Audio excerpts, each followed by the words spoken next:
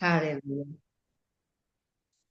Ulangan 20, hukum perang, ayat 1. Apabila engkau keluar berperang melawan musuhmu dan engkau melihat kuda dan kereta, yakni tentara yang lebih banyak daripadamu, maka janganlah engkau takut kepadanya.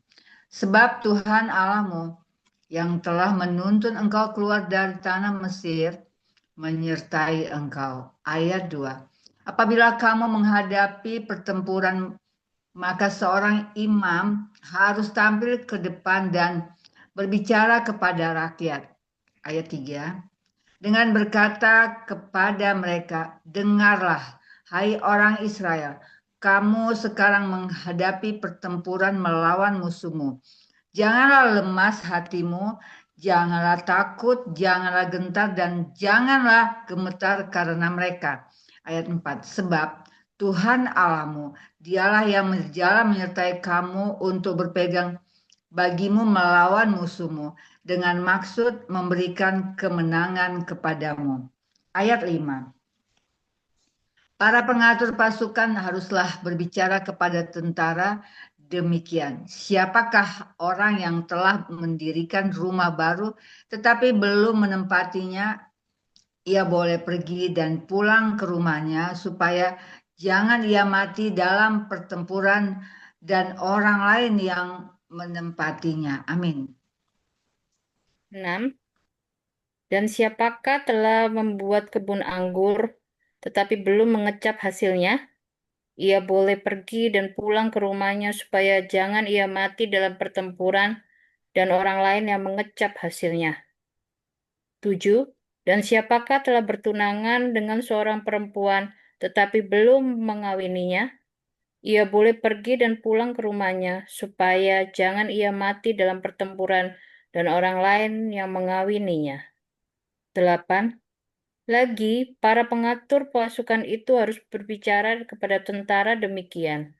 Siapa takut dan lemah hati, ia boleh pergi dan pulang ke rumahnya supaya hati saudara-saudaranya jangan tawar seperti hatinya. 9. Apabila para pengatur pasukan selesai berbicara kepada tentara, maka haruslah ditunjuk kepala-kepala pasukan untuk mengepalai tentara. 10. Apabila engkau mendekati suatu kota untuk berperang melawannya, maka haruslah engkau menawarkan perdamaian kepadanya. Amin. Ayat 11, apabila kota itu menerima tawaran perdamaian itu dan dibukanya pintu gerbang bagimu, maka haruslah semua orang yang terdapat di situ melakukan pekerjaan rodi bagimu dan menjadi hamba kepadamu. Ayat 12, tetapi apabila kota ini tidak mau berdamai dengan engkau, melainkan mengadakan pertempuran melawan engkau, maka haruslah engkau mengepungnya. Ayat 13, dan setelah Tuhan Allahmu menyerahkannya ke dalam tanganmu, maka haruslah engkau membunuh seluruh penduduknya, yang laki-laki dengan mata pedang, yang laki-laki dengan mata pedang. Ayat 14, hanya perempuan, anak-anak, hewan, dan segala yang ada di kota itu, yakni seluruh jarahan itu, boleh kau rampas bagimu sendiri. Dan jarahan yang dari musuhmu ini, yang diberikan kepadamu oleh Tuhan Allahmu, boleh kau pergunakan. Ayat 15, demikianlah harus kau lakukan terhadap segala kota yang sangat jauh letaknya dari tempatmu. Tidak termasuk kota-kota bangsa-bangsa di sini. Amin.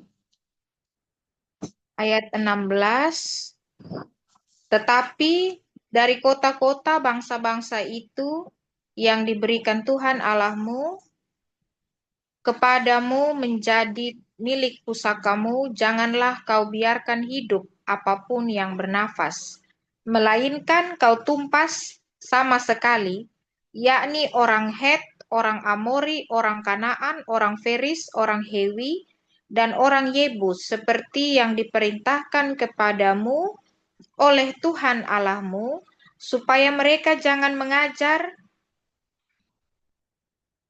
kamu berbuat sesuai dengan segala kekejian yang dilakukan mereka bagi Allah mereka, sehingga kamu berbuat dosa kepada Tuhan Allahmu. 19. Apabila dalam memerangi suatu kota, engkau lama mengepungnya untuk direbut, maka tidak boleh engkau merusakkan pohon-pohon sekelilingnya dengan mengayunkan kapak kepadanya.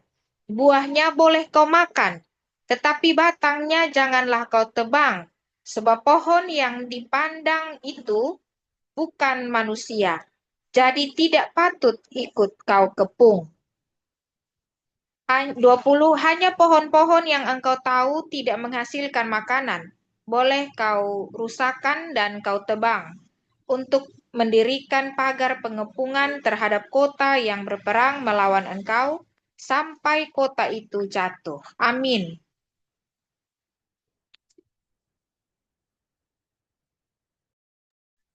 Ulangan 21 ayat 1. Cara mengadakan pendamaian karena pembunuhan oleh seorang yang tak dikenal. Ayat 1. Apabila di tanah yang diberikan Tuhan Allahmu kepadamu untuk menjadi milikmu, terdapat seorang yang mati terbunuh di padang dengan tidak diketahui siapa yang membunuhnya, maka haruslah para tua-tuamu dan para hakimmu keluar mengukur jarak ke kota-kota yang di sekeliling orang yang terbunuh itu. Kota yang ternyata paling dekat dengan tempat orang yang terbunuh itu, para tua-tua kota itulah harus mengambil seekor lembu betina yang muda, yang belum pernah dipakai, yang belum pernah menghela dengan kuk. Ayat 4. Para tua-tua kota itu haruslah membawa lembu muda itu ke suatu lembah yang selalu berair dan yang belum pernah dikerjakan atau ditaburi. Dan di sana, di lembah itu, haruslah mereka mematahkan batang leher lembu muda itu. Ayat 5. Imam-imam Bani Lewi haruslah tampil ke depan, sebab mereka yang dipilih Tuhan Allahmu untuk melayani Dia dan untuk memberi berkat demi nama Tuhan. Menurut putusan merekalah setiap perkara dan setiap hal luka melukai harus diselesaikan. Amin. Ayat 6, dan semua tua-tua dari kota yang paling dekat dengan tempat orang yang terbunuh itu haruslah membasuh tangannya di atas lembu muda yang batang lehernya dipatahkan di lembah itu. Dan mereka harus memberi pernyataan dengan mengatakan, tangan kami tidak mencurahkan darah ini dan mata kami tidak melihatnya.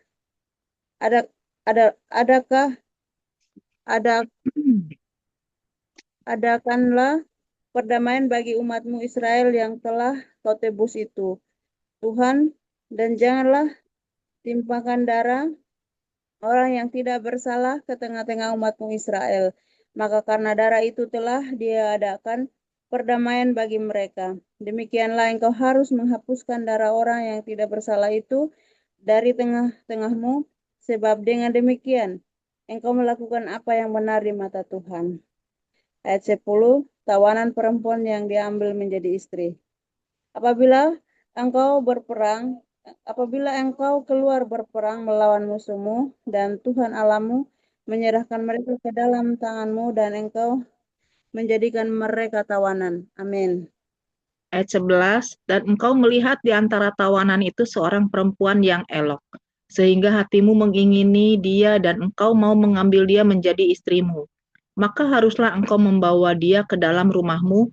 Perempuan itu harus mencukur rambutnya, memotong kukunya, menanggalkan pakaian yang dipakainya pada waktu ditawan, dan tinggal di rumahmu untuk menangisi ibu bapanya sebulan lamanya.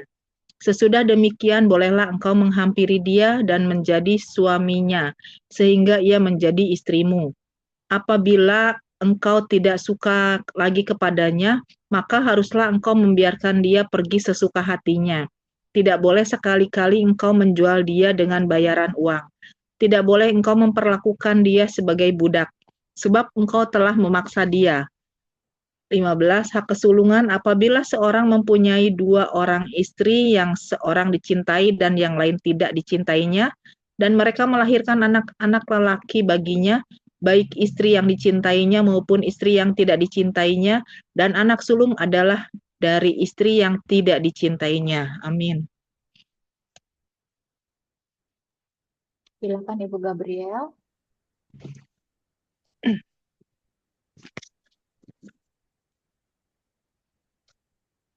Iya benar. Ayat berapa? Sekarang ayat 16. 16 nanti sampai 20. Ulangan 21 kan? Iya, Ulangan 21 ayat 16 sampai 20. Oke. Ulangan 21. Demikianlah firman Tuhan.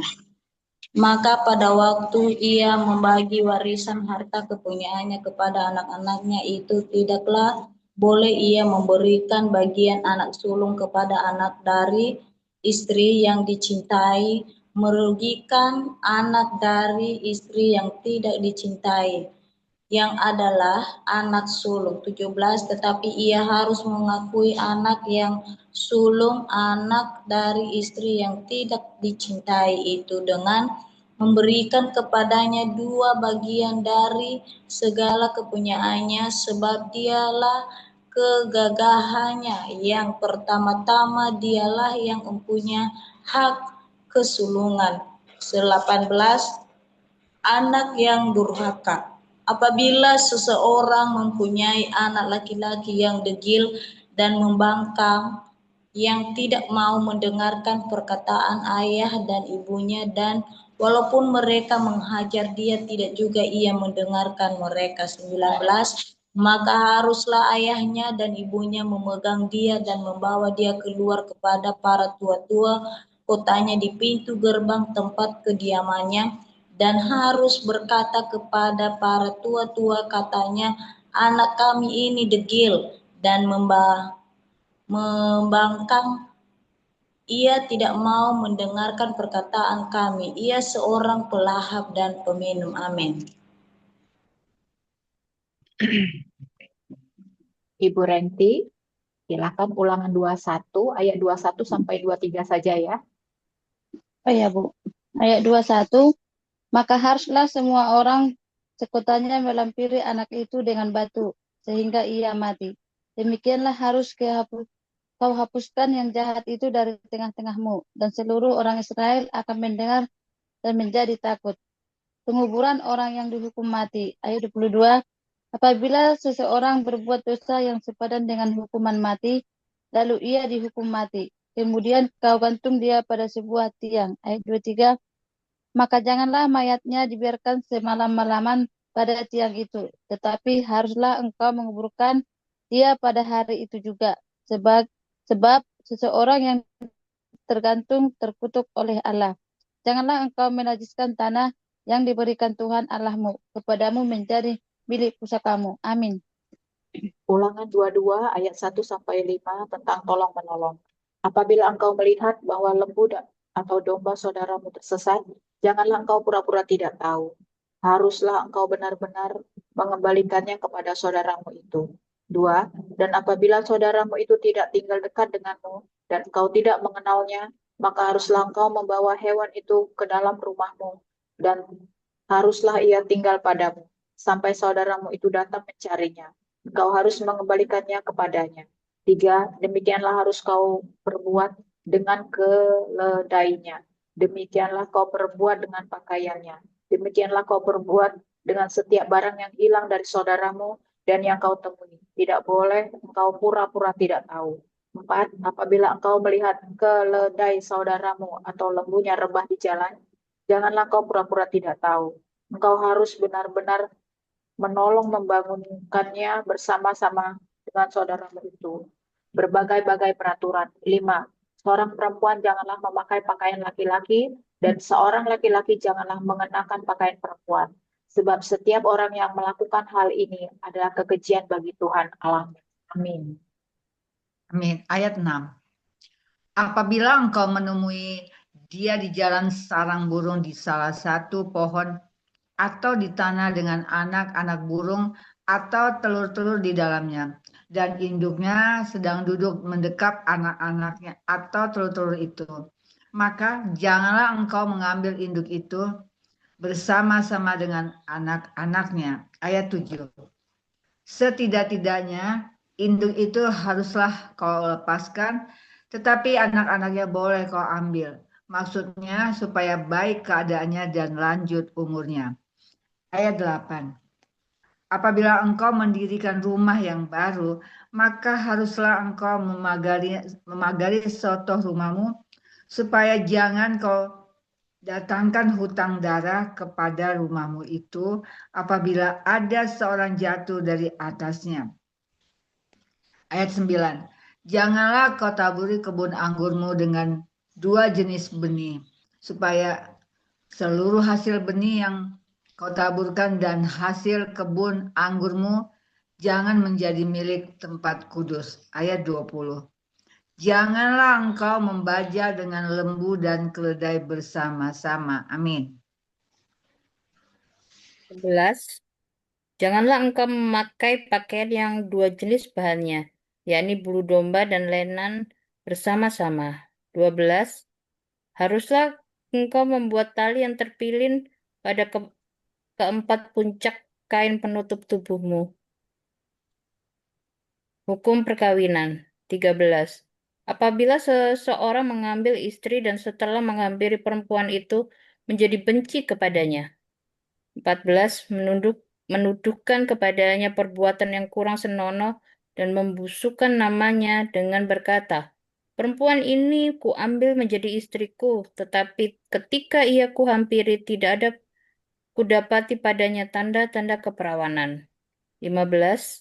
Maka haruslah ayah dan ibu gadis itu memperlihatkan tanda-tanda keperawanan gadis itu kepada para tua-tua kota di pintu gerbang. Amin. Ayat 16, dan ayah si gadis haruslah berkata kepada para tua-tua itu, aku telah memberikan anakku kepada laki-laki ini menjadi istrinya. Lalu ia menjadi benci kepadanya. Ayat 17, dan ketahuilah ia menuduhkan perbuatan yang kurang senonoh dengan berkata, tidak ada kudapati tanda-tanda keperawanan pada anakmu. Tetapi inilah tanda-tanda keperawanan anakku itu. Lalu haruslah mereka membentangkan kain itu di depan para tua-tua kota. Ayat 18, maka haruslah para tua-tua kota itu mengambil laki-laki itu, menghajar dia. Ayat 19, mendenda dia 100 shekal perak dan memberikan perak itu kepada ayah si gadis, karena laki-laki itu telah membusukkan nama seorang perawan Israel. Perempuan itu haruslah tetap menjadi istrinya. Selama hidupnya tidak boleh laki-laki itu menyuruh dia pergi. Ayat 20. Tetapi jika tuduhan itu benar dan tidak didapati tanda-tanda keperawanan pada si gadis. Amin. Ayat 21. Maka haruslah si gadis dibawa keluar ke depan pintu rumah ayahnya, dan orang-orang sekotanya haruslah melempari dia dengan batu, sehingga mati, sebab dia telah menodai orang Israel dengan bersundal di rumah ayahnya. Demikianlah harus kau hapuskan yang jahat itu dari tengah-tengahmu. 22. Apabila seorang kedapatan tidur dengan seorang perempuan yang bersuami, maka haruslah keduanya dibunuh mati. Laki-laki yang telah tidur dengan perempuan itu dan perempuan itu juga. Demikianlah harus kau hapuskan yang jahat itu dari antara orang Israel. 23. Apabila ada seorang gadis yang masih perawan dan sudah bertunangan, jika seorang laki-laki bertemu dengan dia di kota dan tidur dengan dia, maka haruslah mereka keduanya kamu bawa keluar ke pintu gerbang kota dan kamu lempari dengan batu sehingga mati. Gadis itu karena walaupun di kota ia tidak berteriak-teriak, dan laki-laki itu karena ia telah memperkosa istri sesamanya manusia. Demikianlah harus kau hapuskan yang jahat itu dari tengah-tengahmu. 25. Tetapi jikalau di padang laki-laki itu bertemu dengan gadis yang telah bertunangan itu, memaksa gadis itu tidur dengan dia, maka hanyalah laki-laki yang tidur dengan gadis itu yang harus mati. Amin. 26. Tetapi gadis itu janganlah kau apa-apakan. Gadis itu tidak ada dosanya yang sepadan dengan hukuman mati. Sebab perkara ini sama dengan perkara seseorang yang menyerang samanya manusia dan membunuhnya. Sebab laki-laki itu bertemu dengan dia di padang. Walaupun gadis yang bertunangan itu berteriak-teriak, tetapi tidak ada yang datang menolongnya.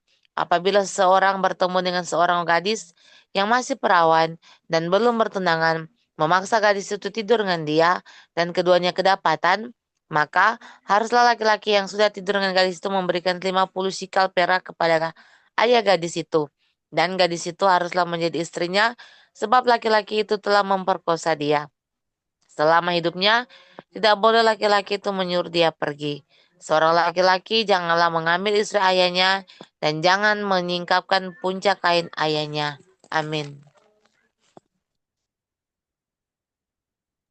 Pindah ke Kisah Para Rasul, silakan Ibu Mensi.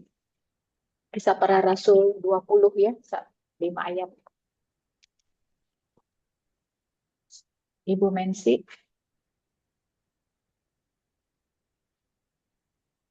Di unmute ayat. Kisah Para Rasul 21 ayat 1 sampai 5. 20, Bu. 20 ayat 20. 1 sampai iya. Ya. Kisah Para Rasul 20 ayat 1 sampai 5 dari Makedonia ke Troas.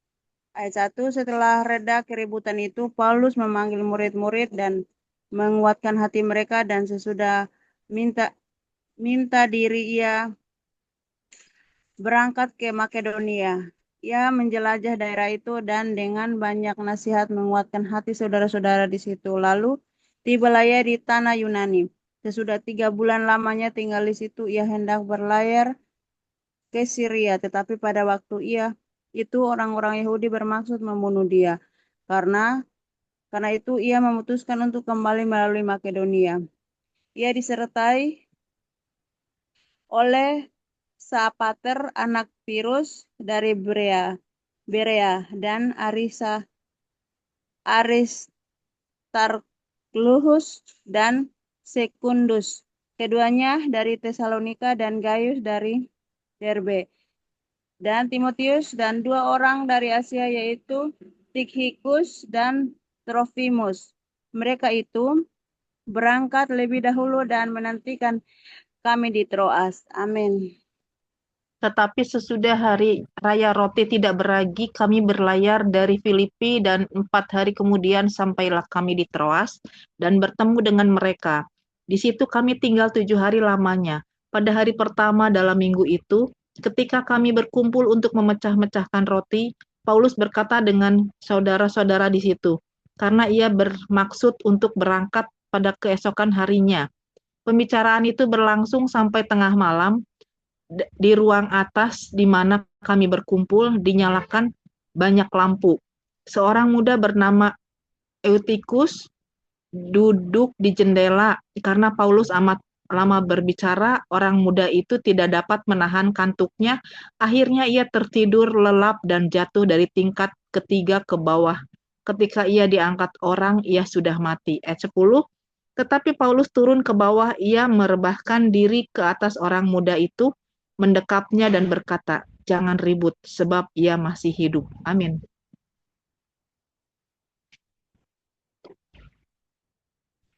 Ayat 11, siapa? Bu Gabriel. Ya, Kisah Para Rasul 20 ayat 11. Setelah kembali ke ruang atas, Paulus memecah-mecahkan roti lalu makan. Habis makan, masih lama lagi ia berbicara sampai fajar menyising. Kemudian ia berangkat. 12. Sementara itu mereka mengantar orang muda itu hidup ke rumahnya, dan mereka semua merasa sangat terhibur. Dari Troas ke Miletus. 13. Kami berangkat lebih dahulu ke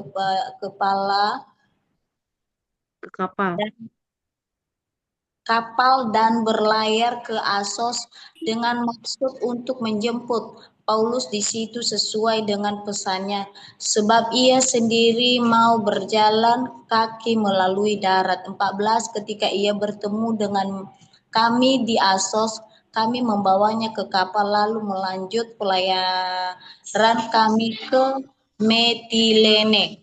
15, dari situ kami terus berlayar dan pada keesokan harinya kami berharap dengan Pulau Kios pada hari berikutnya. Kami menuju Samos dan sehari kemudian tibalah kami di Miletus. Amin. Ayat 16, Paulus telah memutuskan untuk tidak singgah di Efesus supaya jangan habis waktunya di Asia, sebab ia buru-buru agar jika mungkin ia telah berada di Yerusalem pada hari raya Pentakosta. Perpisahan Paulus dengan para penatua di Efesus. Ayat 17, karena itu ia menyuruh seseorang dari Miletus ke Efesus dengan pesan supaya para penatua jemaat datang ke Miletus. Ayat 18, sesudah mereka datang, berkatalah ia kepada mereka, kamu tahu bagaimana aku hidup di antara kamu sejak hari pertama aku tiba di Asia ini. 19, dengan segala rendah hati aku melayani Tuhan. Dalam pelayanan itu aku banyak mencucurkan air mata dan banyak mengalami pencobaan dari pihak orang Yahudi yang mau membunuh aku. 20, sungguh pun demikian aku tidak pernah melalaikan apa yang berguna bagi kamu. Semua kuberitakan dan kuajarkan kepada kamu, baik di muka umum maupun dalam perkumpulan-perkumpulan di rumah kamu. Amin. Ibu Amelia ikut baca. Ibu Amelia, kalau ikut baca di unmute ya. Iya, Ibu. Ya. Kisah Rasul 20 ya Bu ya, pasal 20 ayat 21 sampai 25. Siap, Bu. Ayat yang ke-20, sungguh pun demikian 21 Bu. aku tidak pernah. 21. 21. Aku senantiasa bersaksi kepada orang-orang Yahudi dan orang-orang Yunani, supaya mereka bertobat kepada Allah dan percaya kepada Tuhan kita Yesus Kristus. Tetapi sekarang sebagai tawaran roh aku pergi ke Yerusalem, dan aku tidak tahu apa yang akan terjadi atas diriku di sana. Ayat yang ke-23, selain daripada yang dinyatakan Roh Kudus dari kota ke kota kepadaku, bahwa penjara dan sengsara menunggu aku. Ayat yang ke-24, tetapi aku tidak menghiraukan nyawaku sedikit pun, asal saja aku dapat mencapai garis akhir dan menyelesaikan pelayanan yang ditugaskan oleh Tuhan Yesus kepadaku untuk memberi kesaksian tentang Injil kasih karunia Allah. Ayat yang ke-25, dan sekarang aku tahu bahwa kamu tidak akan melihat mukaku lagi, kamu sekalian yang telah kukunjungi untuk memberitakan kerajaan Allah. Amin. 26. Sebab itu, pada hari ini aku bersaksi kepadamu bahwa aku bersih, tidak bersalah terhadap siapapun yang akan binasa. 27. Sebab aku tidak lalai memberitakan seluruh maksud Allah kepadamu. 28.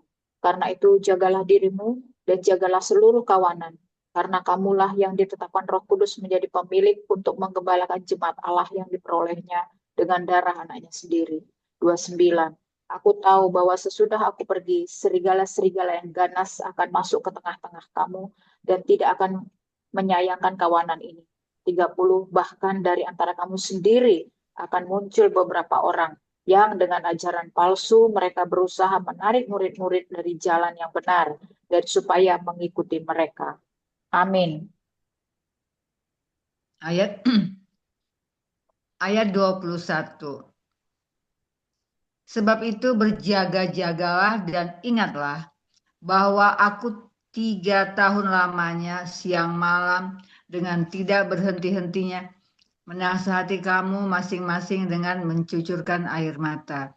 Ayat 22, dan sekarang aku menyerahkan kamu kepada Tuhan dan kepada firman kasih karunia-Nya yang berkuasa membangun kamu dan menganugerahkan kepada kamu bagian yang ditentukan bagi semua orang yang telah dikuduskannya. Ayat 23, perak atau emas atau pakaian tidak pernah aku ingini dari siapapun juga. Ayat 24, kamu sendirilah tahu bahwa dengan tanganku sendiri aku telah bekerja untuk memenuhi keperluanku dan keperluan kawan-kawan seperjalananku. Ayat 25.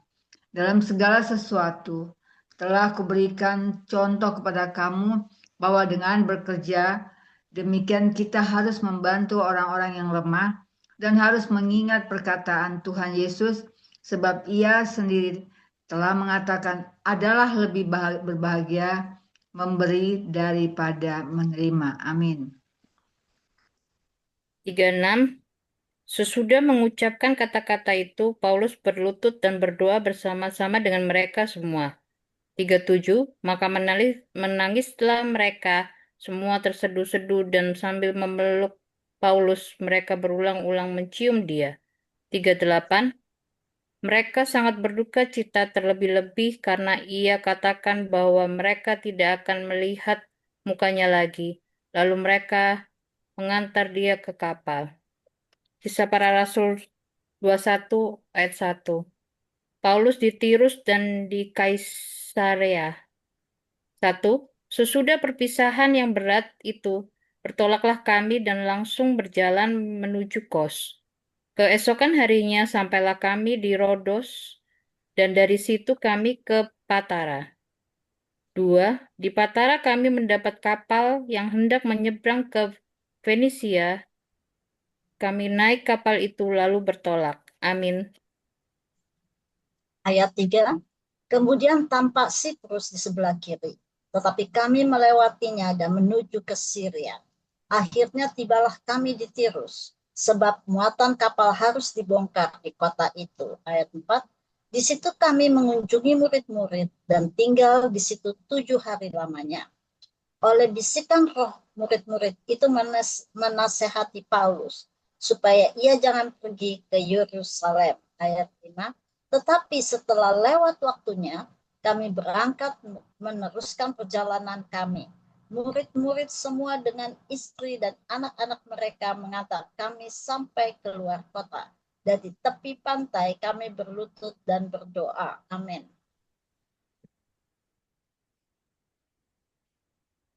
Bu Martence.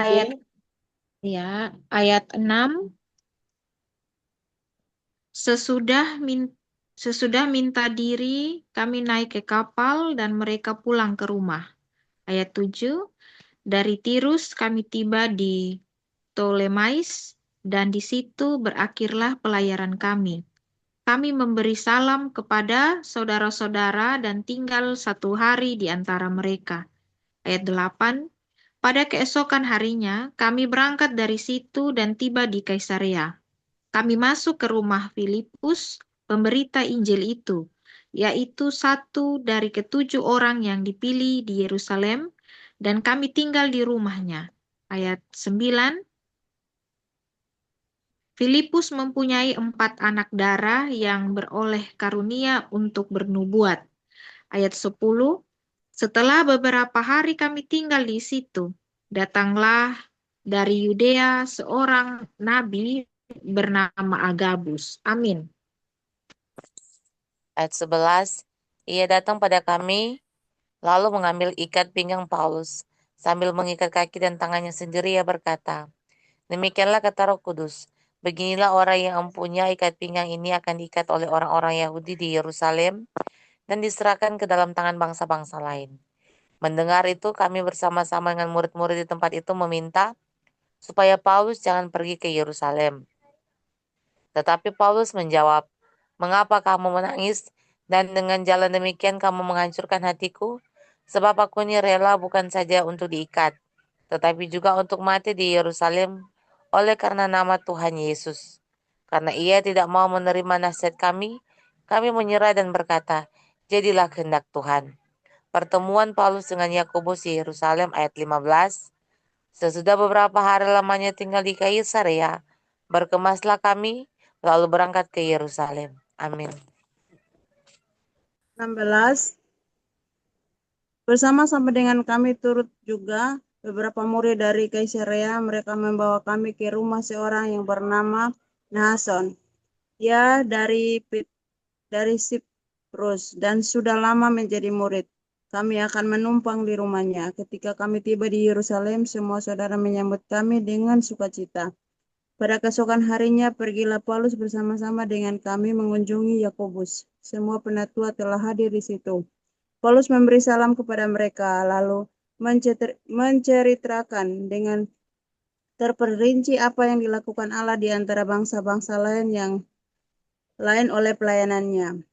Mendengar itu, mereka memuliakan Allah. Lalu mereka berkata kepada Paulus, "Saudara, lihatlah, beribu-ribu orang Yahudi telah menjadi percaya dan mereka semua rajin memelihara hukum Taurat." Amin. Tetapi mereka mendengar tentang engkau bahwa engkau mengajar semua orang Yahudi yang tinggal di antara bangsa-bangsa lain untuk melepaskan hukum Musa. Sebab engkau mengatakan supaya mereka jangan menyunat anak-anaknya dan jangan hidup menurut adat istiadat kita. Jadi bagaimana sekarang? Tentu mereka akan mendengar bahwa engkau telah datang kemari. Sebab itu, lakukanlah apa yang kami katakan ini. Di antara kami ada 4 orang yang bernasar. Bawalah mereka bersama-sama dengan engkau. Lakukanlah pentahiran dirimu bersama-sama dengan mereka, dan tanggunglah biaya mereka. Sehingga mereka dapat mencukur rambutnya, maka semua orang akan tahu bahwa segala kabar yang mereka dengar tentang engkau sama sekali tidak benar, melainkan bahwa engkau tetap memelihara hukum Taurat. 25. Tetapi mengenai bangsa-bangsa lain yang telah menjadi percaya, sudah kami tuliskan keputusan-keputusan kami, yaitu mereka harus menjauhkan diri dari makanan yang dipersembahkan kepada berhala, dari darah, dari daging binatang yang mati dicekik, dan dari percabulan. Amin. Lanjut 26. Gabriel. Ibu Gabriel 26. Di-unmute, Bu. Ya. Iya, Bunda. Kisah Rasul 21 ayat 26. Tetapi pada hari yang berikutnya, Paulus membawa orang-orang itu serta dengan dia, dan ia mentahirkan diri bersama-sama dengan mereka, lalu masuk ke bait Allah untuk memberitahukan bila mana pentahiran akan selesai dan persembahan akan dipersembahkan untuk mereka masing-masing. Paulus ditangkap 27. Ketika masa 7 hari itu sudah hampir berakhir, orang-orang Yahudi yang datang dari Asia melihat Paulus di dalam bait Allah, lalu mereka menghasut rakyat dan menangkap dia. 28. Sambil berteriak, "Hai orang-orang Israel, tolong, inilah orang yang di mana-mana mengajar semua orang untuk menentang bangsa kita dan menentang hukum Taurat dan tempat ini, dan sekarang ia membawa orang-orang Yunani pula ke dalam bait Allah dan menajiskan tempat suci ini." 29. Sebab mereka telah melihat Trofimus dari Efesus sebelumnya bersama-sama dengan Paulus di kota, dan mereka menyangka bahwa Paulus telah membawa dia ke dalam bait Allah. 30. Maka gemparlah seluruh kota dan rakyat datang berkerumun lalu menangkap Paulus dan menyeretnya keluar dari bait Allah, dan seketika itu juga semua pintu gerbang bait Allah itu ditutup. Amin. 31. Sementara mereka merencanakan untuk membunuh dia, sampailah kabar kepada kepala pasukan bahwa seluruh Yerusalem gempar. 32. Kepala pasukan itu segera bergerak dengan prajurit-prajurit dan perwira-perwira dan maju mendapatkan orang banyak itu. Ketika mereka melihat dia dan prajurit-prajurit itu, berhentilah mereka memukul Paulus. 33. Kepala pasukan itu mendekati Paulus, menangkapnya dan menyuruh mengikat dia dengan dua rantai. Lalu bertanya, siapakah dia dan apakah yang telah diperbuatnya? Ayat 34. Tetapi dari antara orang banyak itu ada yang menarikkan kepadanya ini, ada pula yang meneriak-neriakkan itu, dan karena keributan itu ia tidak dapat mengetahui apakah yang sebenarnya terjadi. Sebab itu ia menyuruh membawa Paulus ke markas. 35. Ketika sampai ke tangga, Paulus terpaksa didukung prajurit-prajurit karena berdesak-berdesaknya orang banyak. Amin. 36. Yang berbondong-bondong mengikuti dia sambil berteriak, "Enyahkanlah dia." Paulus minta izin berbicara. Ayat yang ke-27. Ketika Paulus hendak dibawa masuk ke markas, ia berkata kepada kepala pasukan itu, "Bolehkah aku mengatakan sesuatu kepadamu?" Jawabnya, "Tahukah engkau bahasa Yunani?" 38. Jadi engkau bukan orang Mesir itu yang baru-baru ini menimbulkan pemberontakan dan melarikan 4.000 orang pengaca bersenjata ke padang gurun. Ayat yang ke-39, Paulus menjawab, "Aku adalah orang Yahudi dari Tarsus, warga dari kota yang terkenal di Kilikia. Aku minta supaya aku diperbolehkan berbicara kepada orang banyak itu."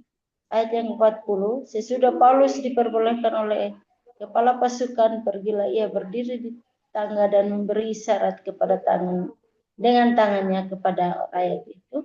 Ketika suasana sudah tenang, mulai ia berbicara kepada mereka dalam bahasa Ibrani, katanya. Amin. Amin. Amin. Baik Ibu-Ibu, kita akan bersaat teduh ya.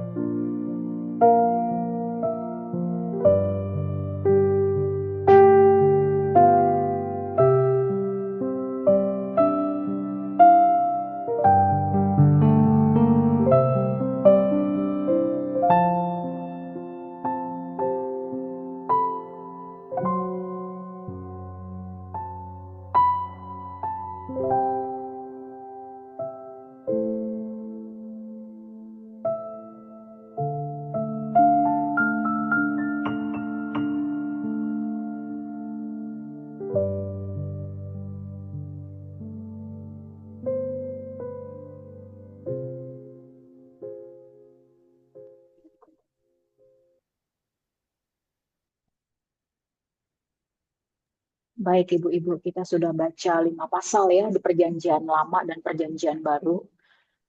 Apa ada yang mau sharing rema Ibu-Ibu? Sebelum sharing rema, saya ini ya berbagi sedikit mengenai ulangan ini 20 sampai 22. Secara umum kita baca betapa keji ya ternyata ya untuk kita situasi sekarang, bahwa untuk menghapuskan yang jahat dari antara orang Israel itu di Perjanjian Lama sangat keji. Ya, kalau kita lihat di Ulangan 21, ya di Ulangan 21 itu waktu saya baca wow banget ya, di Ulangan 21 itu bagaimana di ayat 13 dan ayat 14 itu contohnya mengenai menanggalkan pakaian, sesudah itu meninggalkan suami. Bentar ya, Ulangan 21, mana tadi yang soal melemparkan batu. Ya, jadi di sini saya membaca soal orang yang melakukan dosa harus dilempari pakai batu sampai mati. Lalu di Ulangan 22 juga ayat 21 juga dikatakan di situ. Maka haruslah si gadis dibawa ke pintu rumah ayahnya, haruslah melempari dia dengan batu sehingga mati. Itu ya. Lalu mengenai anak nih. Anak kita kalau dipikir-pikir nih yang punya anak, anaknya gimana? Bandel gak ya? Nah kalau di sini dikatakan anak yang durhaka ya. Ulangan 21 ayat juga 21. Maka haruslah semua orang sekotanya melempari anak itu dengan batu sehingga ia mati. Demikianlah harus kau hapuskan yang jahat dari tengah-tengahmu, dan seluruh orang Israel akan mendengar dan menjadi takut.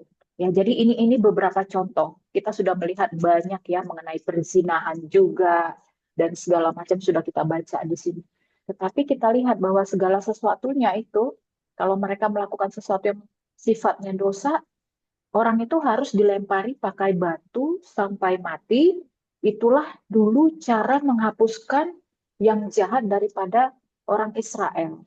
Kemarin malam juga kita sudah bahas ini ya, bagaimana ini sangat bertentangan dengan perjanjian baru hukum kasih. Ya di Yohanes 8. Di Yohanes 8 ayat 7 ya, saya catat di situ. Yesus ketika ini mengenai wanita yang melakukan perzinahan, kemudian orang-orang kan mau melempari batu kepada wanita yang berzina itu, tetapi apa kata Yesus? Kata Yesus, barang siapa di antara kamu tidak berdosa, hendaklah ia yang pertama melemparkan batu kepada perempuan itu. Jadi sangat berbeda cara penghapusan yang jahat, cara penghapusan dosa di Perjanjian Lama dengan Baru. Kalau di Perjanjian Lama ini penuh dengan kekerasan, ya.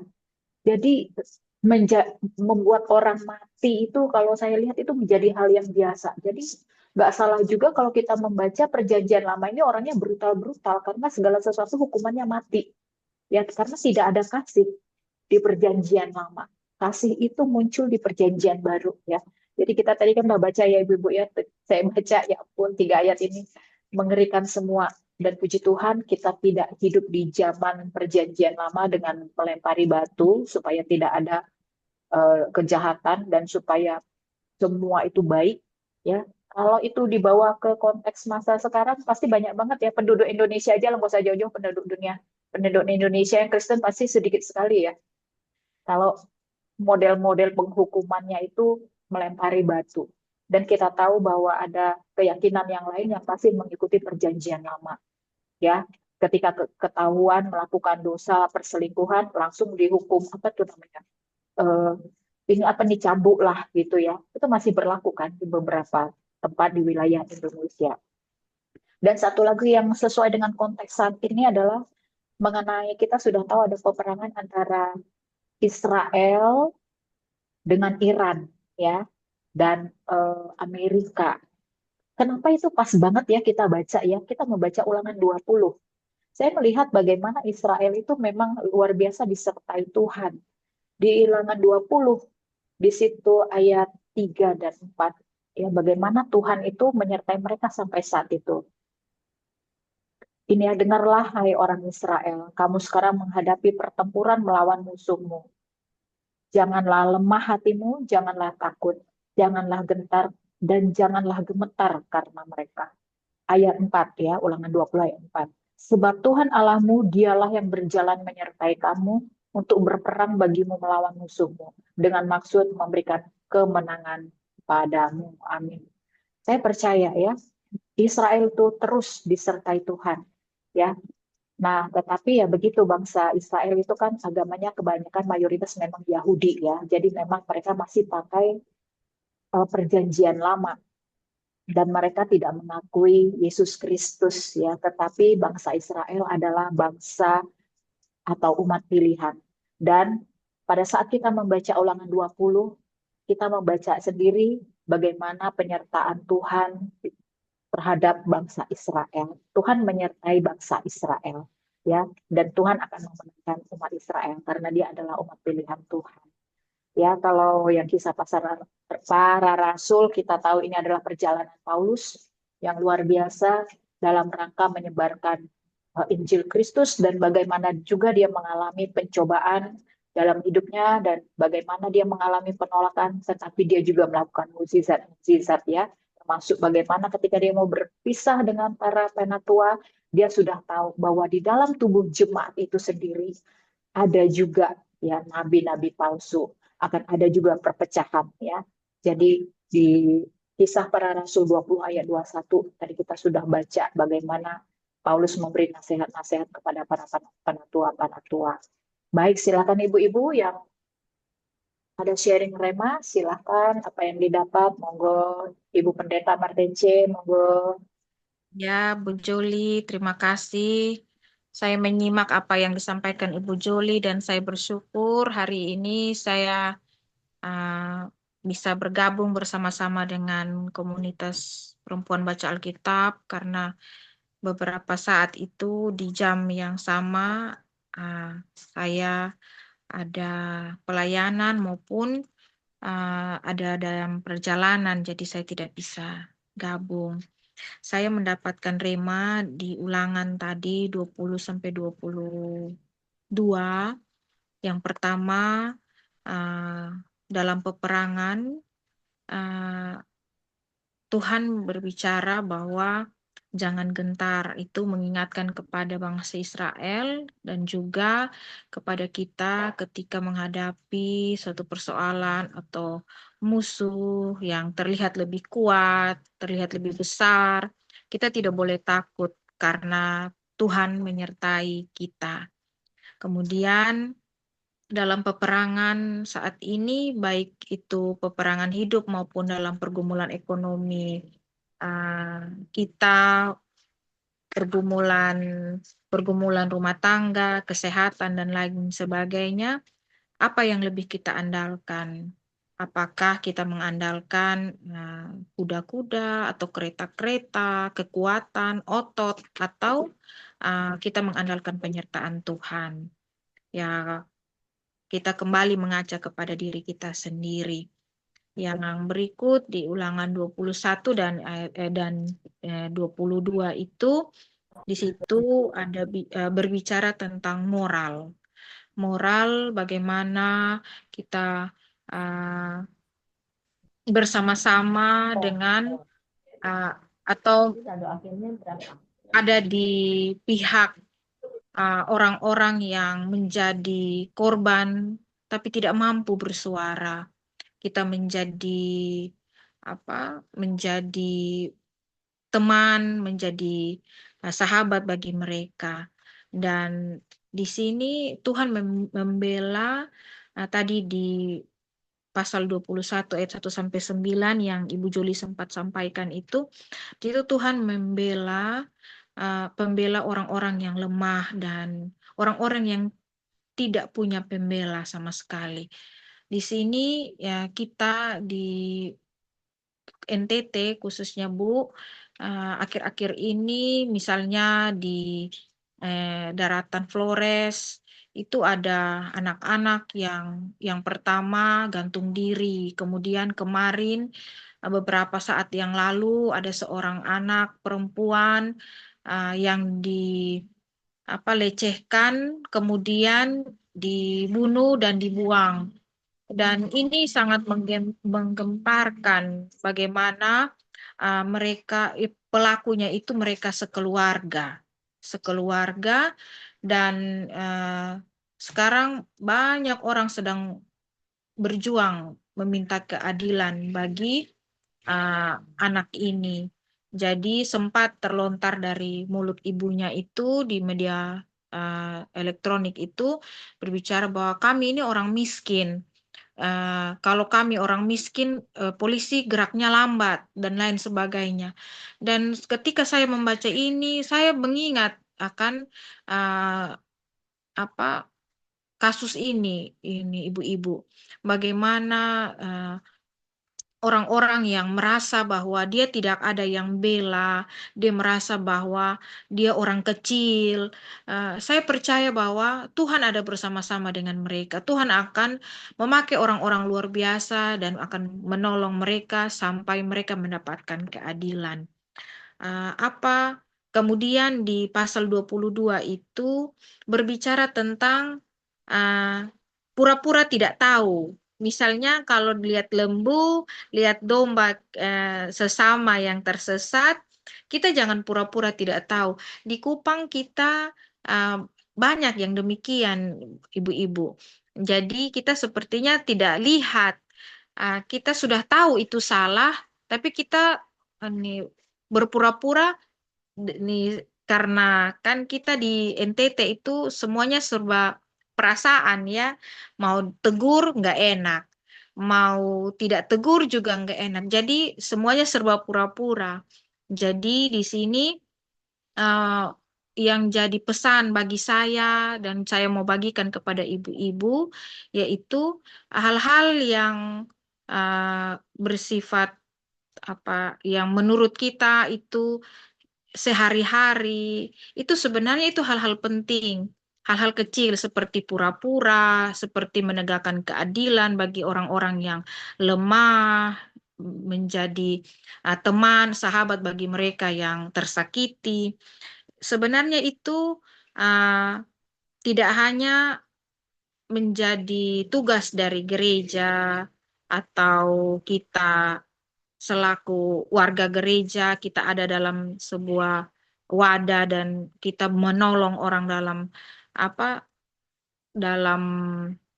program-program, tidak. Tetapi maksudnya bagaimana kita memperlakukan orang lain, bagaimana kita memperlakukan sesama, menjaga hak-hak orang sekitar, itu merupakan ibadah. Itu merupakan ibadah. Oleh karena itu, kiranya pesan ini menolong saya, menolong ibu-ibu untuk melakukan beribadah. Ibadah itu bukan hanya di dalam gedung, tetapi di luar, dalam hidup kita hari-hari. Bagaimana kita menjadi sahabat bagi sesama kita yang tersakiti, yang merasa bahwa tidak ada yang bela dan ia merasa sendiri. Itu saja sih, Bu. Terima Baik, terima kasih. kasih Ibu Martince ya atas sharing rema dari ulangan 20 sampai 22 ya. Nah, itu yang paling penting tadi ya. Saya catat beberapa poin. Satu, kita cenderung itu memang sedikit gentar ya ketika berhadapan dengan musuh atau dengan masalah atau lawan yang terlihat besar, yang terlihat lebih di atas kita, gitu ya. Nah, jadi jangan pernah kita takut ya, bahwa itu contohnya seperti Israel lah. Dia kan bangsa yang kecil, ya. Dia bangsa yang kecil, tapi apa Tuhan sertai dia. Sama seperti kita, ketika kita punya satu persoalan yang terlihat besar, jangan pernahlah kita gentar. Sepanjang kita mengandalkan Tuhan menyelesaikan masalah kita harus imani bahwa Tuhanlah yang membantu kita menyelesaikan masalah ini ya. Jadi jangan kita andalkan kekuatan manusia kita karena nanti kita lelah sendiri dan ya itu kita akan lelah sendiri ya.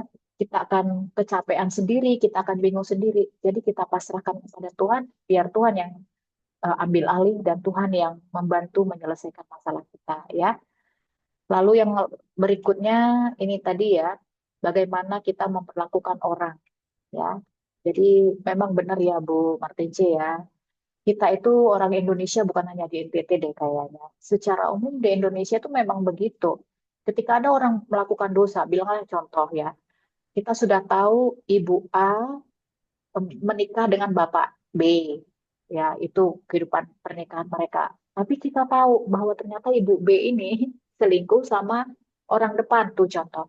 Tapi kita dalam rangka, contoh ya, dalam rangka supaya rumah tangga itu utuh, kita pura-pura tidak tahu. Kayak nggak tahu apa-apa, tapi kita sebenarnya tahu. Karena sebenarnya saya ini juga dulu begitu dulu ya, sebelum bertobat. Ya, jadi yang kerja di tempat saya itu selingkuh dengan seorang bapak, ya adalah di sini ya orang Bali. Suami istri ini saya kenal, cuman saya tuh nggak tega ngasih ngasih tahu sama suaminya karena saya nggak mau menyakiti perasaan suaminya. Yang terjadi kemudian istrinya ini hamil dan ketika anaknya ini lahir persis plek sama si selingkuhannya jauh banget dari si bapak kandungnya dan akhirnya memang mereka cerai. Ya, sebenarnya di situ saya agak ada perasaan apa ya bersalah. Kenapa sih aku harus menutupi perselingkuhan mereka gitu ya? Padahal saya tahu sampai saya dituduh sama beberapa teman, kamu ya yang mak comblangnya enak aja. Saya nggak pernah jadi mak comblang, cuman memang saya tahu ada perselingkuhan, tapi saya menutupi karena saya menjaga perasaan banyak orang. Tapi ternyata itu salah. Dan itu terjadi di dunia kita. Kita banyak mengetahui kok yang tidak benar, tapi kita menutupi hanya untuk menjaga agar segala sesuatunya baik, padahal itu tidak baik gitu ya. Nah, ini untuk mengatakan sesuatu kejujuran, walaupun itu menyakitkan, apakah kita sudah siap ya? Itu tadi ya. Jadi bagaimana sebenarnya kita eh, memperlakukan sesama tadi kata Ibu Marnece, karena sebenarnya ini juga adalah bagian dari ibadah ya. Jangan kita membiarkan sesuatu yang tidak benar dan tidak baik dengan kepura-puraan. Ya, seperti itu. Jadi kita juga harus belajar berani untuk menyatakan satu kebenaran. Seperti itu. Baik, ibu-ibu lain silakan. Adakah yang mau sharing lagi? Boleh Ibu Pita, Ibu Ati, Ibu Kartika, Ibu Nancy, Ibu Amelia, Ibu, Ibu saya Nancy. Ya, silakan Ibu saya Pita. Monggo. coba Kisah Para Rasul 20 ayat 35. Situ dikatakan, dalam segala sesuatu telah kuberikan contoh kepada kamu bahwa dengan bekerja demikian kita harus membantu orang-orang yang lemah dan harus mengingat perkataan Tuhan Yesus sebab Ia sendiri telah mengatakan adalah lebih berbahagia memberi daripada menerima. Di sini saya lihat Paulus ya memberi contoh yaitu dengan dia bekerja. Tapi dia bekerja itu kan dia tidak untuk memenuhi kebutuhannya secara pribadi. Dia juga membagi kepada sahabat-sahabatnya. Itulah yang diberikan Paulus contoh kepada halayak itu ya, orang-orang yang di sekitarnya. Kemudian yang kedua itu contoh itu ditekankan Paulus agar kalau kita bekerja itu bukan untuk diri kita sendiri. Dan di sini jadi kita membantu orang lemah ya. Dan dari perkataan di sini mengatakan bahwa orang yang lemah itu adalah lemah secara ekonomi, juga lemah secara fisik gitu ya. Jadi sehingga mereka ini perlu ditolong, perlu dibantu gitu. Itulah contoh yang diberikan Paulus dan mengingatkan kepada kita. Jadi kalau kita bekerja pun bukan semua milik kita. Di situ ada yang Tuhan titipkan bahwa rezeki yang Tuhan hasil kerja kita itu memang kita yang bekerja susah payah dan lain sebagainya. Tetapi itu pun Tuhan menitipkan bahwa ada bagian yang bukan kita punya, yang kita kerjakan, tapi ada orang lain, hak orang lain di rezeki itu yang Tuhan titipkan. Makanya ketika Tuhan berkata, kalau kita memberi ke orang itu, nanti Tuhan akan menambahkan. Kita nggak tahu cara Tuhan bekerja kan luar biasa ya, kita nggak mengerti gitu. Dan di sini dikatakan bahwa untuk orang lemah ya, khususnya untuk orang lemah yang secara fisik mereka lemah, apalagi ekonomi ya, ekonomi mereka. Itulah yang harus kita perhatikan. Apalagi terutama teman-teman seiman gitu. Jadi saya teringat ya kemarin ibu-ibu cerita begitu menolong malahan jadi apa ya? Jadi bumerang juga karena akhirnya ketika kita nolong dibilang kita sombong apa padahal tapi waktu itu memang kita bicara soal utang piutang ya. Tetapi itu pun sebenarnya sama aja gitu. Memang benar ketika kita menolong, kalau menurut saya ketika kita sudah ngasih utang sama orang, ya sudah, jangan mengharapkan kembali lagi. Karena akan menyakitkan buat kita. Jadi maksud saya di sini adalah ketika kita punya rezeki yang kita mampu kan kita berbagi sama orang, saya pikir itu kita punya kebahagiaan sendiri. Dan itu yang Tuhan Yesus ajarkan kepada kita, bahwa kita harus berbagi, terutama teman-teman seiman. Saya sering kali gini ya Bu ya, dalam doa saya suka berdoa gini. Saya kan saya suka lihat orang susah di pinggir jalan. Saya kan belum tentu saya mampu untuk berbagi sama mereka. Saya hanya berdoa, Tuhan, saya percaya Tuhan tangan-Mu cukup panjang untuk mereka, menolong mereka. Bahwa Engkau bisa menolong mereka melalui tangan siapapun. Itu doa saya sering kalau saya mengingat orang-orang yang tidak mampu, saya sering berdoa begitu gitu ya. Jadi saya berharap Tuhan selalu menekankan ke saya agar saya jangan hanya memikirkan diri saya sendiri, tapi kita lihatlah ke bawah, lihatlah mereka yang dalam kekurangan. Kemudian di sini perkataan Yesus sebab ia sendiri telah mengatakan adalah lebih berbahagia memberi daripada menerima. Iya, ketika kita memberi ada kebahagiaan yang luar biasa kita memberi. Tetapi kebahagiaan itu bukan kebahagiaan dunia ini. Ada kebahagiaan lebih yaitu kalau kita udah punya kerajaan surga, di situ nanti kebahagiaan kita. Tuhan Yesus juga senang melihat kelakuan kita, apa yang kita berikan kepada orang itu ajaran Tuhan Yesus. Lalu Tuhan bilang, oh anak-anakku ternyata apa yang ku ajarkan sama kalian itu sudah kalian lakukan. Begitu Bu kira-kira. Tuhan Yesus berkati. Baik, terima kasih Ibu Pita ya. Jadi soal berbagi memberi ya. Jadi di sini sudah diajarkan oleh Paulus ya bahwa dia bekerja dari hasil yang dia peroleh, dia juga berbagi-bagi kepada temannya. Tapi memang ada penekanan tadi dari Bu Lampita bahwa berbagi-bagi itu kita juga harus lihat-lihat ya.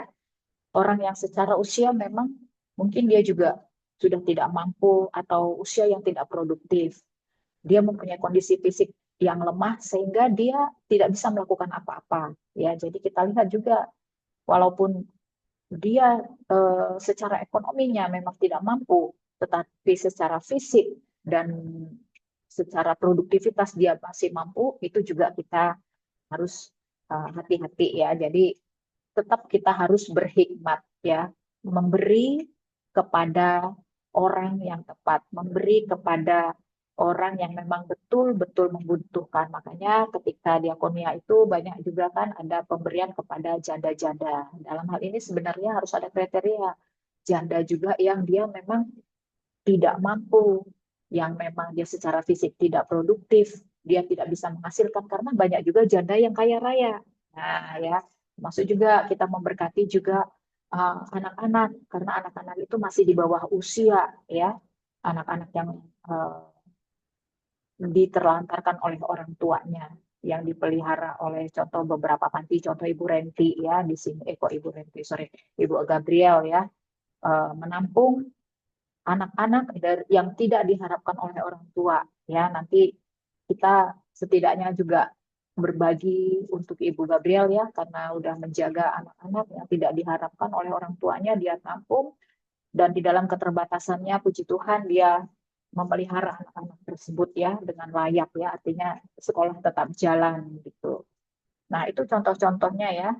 Jadi saya percaya kita ini ibu-ibu yang membaca firman di sini adalah ibu-ibu yang punya hati ya, yang punya Roh Kudus ya, yang punya Roh Kudus, yang punya hati, digerakkan juga untuk memberkati ya, digerakkan untuk memberkati orang yang memang betul-betul membutuhkan.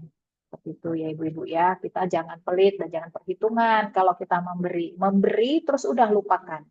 Ya, supaya jangan pernah mengharapkan apa ya. Ketika kita memberi kepada orang, jangan pernah berpikir bahwa orang itu nanti akan membalasnya suatu hari, tidak. Ya.